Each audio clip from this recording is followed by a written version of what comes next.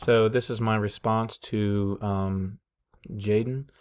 So I kind of made a similar decision to you, except I chose to pick Bob instead of Amy.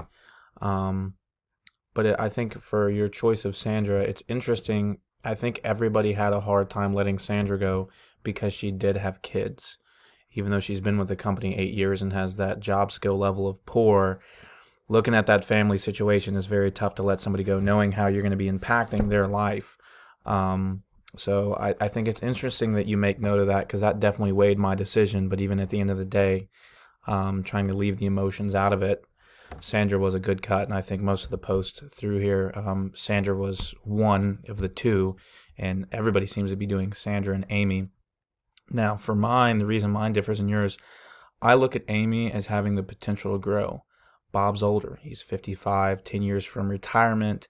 Um, I just don't think he's going to be able to be with the company that long. Whereas, even though Amy has average skill level, I think maybe once she gets to two, and who knows, 10 years later, because again, she's a lot younger than Bob, she might be able to provide more to the company. And I know everyone's like, why would you do that?